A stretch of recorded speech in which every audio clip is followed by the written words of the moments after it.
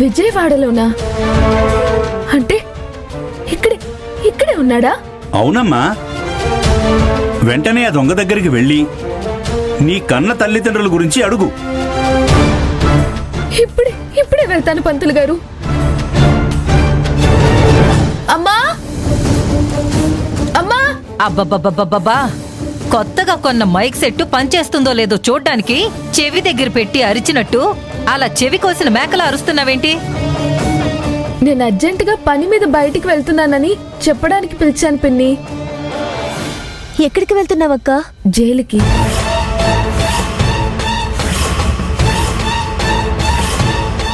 సరిపోయింది. ఎవరైనా సినిమాకి వెళ్తున్నావనో లేక షికారుకి వెళ్తున్నావనో చెప్తారే, నువ్వేంటే అసలు సంబంధం లేకుండా జైలుకెళ్తానంటున్నావు?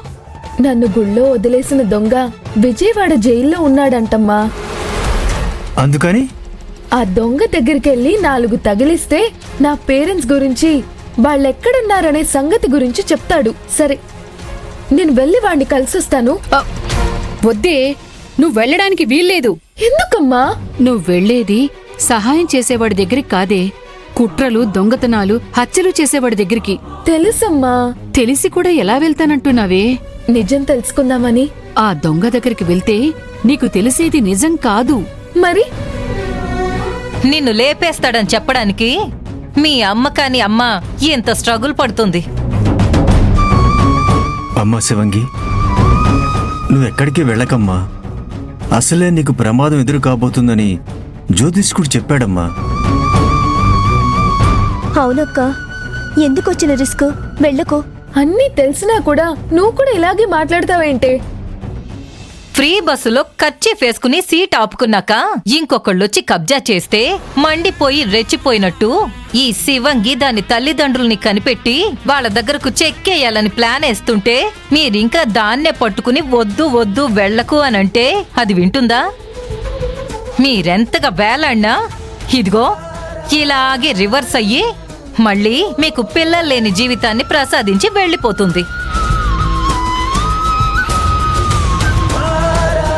అందుకనే నా మాట విని దాన్ని వదిలేయండి. అనసూయ, నోటికి ఎంతొస్తే అంతగా మాట్లాడకు, సైలెంట్గా ఉండు.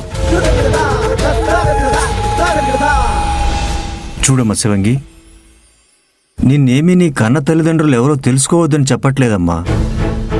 ఇలాంటి ఒంటరి సాహసాలు చెయ్యొద్దని చెప్తున్నాను. సుబ్బు, నేను నీ రక్తం పంచుకొని పుట్టకపోయినా నీ ప్రేమని పంచుకొని పెరిగిన నీ కూతుర్ని.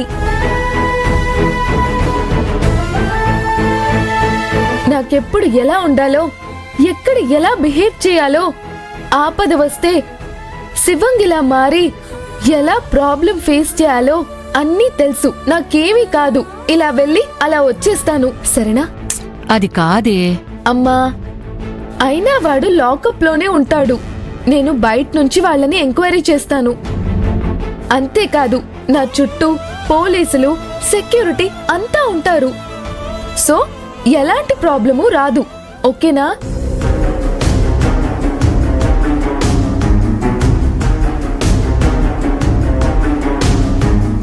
వెళ్ళిరానా మరి? సరే అమ్మా, జాగ్రత్త తల్లి. అలాగే.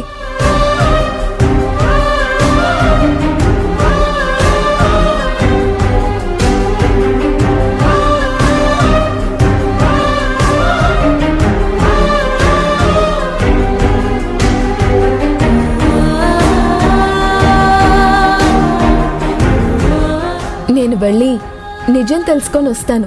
మీరు ధైర్యంగా ఉండండి. జాగ్రత్త.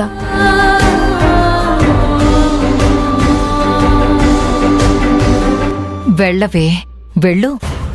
నీ వాళ్ళెవరో తెలుసుకుని ఈ కొంపలో నుంచి, మా జీవితాల్లో నుంచి శాశ్వతంగా వెళ్ళిపో. పీడ వదిలిపోతుంది.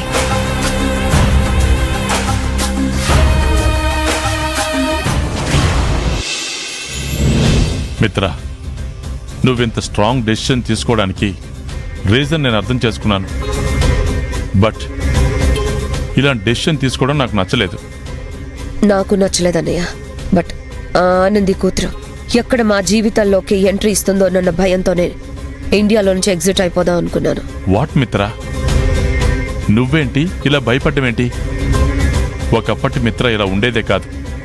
ఎలాంటి ప్రాబ్లం ఎదురైనా ధైర్యంగా నిలబడి ఫేస్ చేసేది. ట్రూ అన్నయ్య.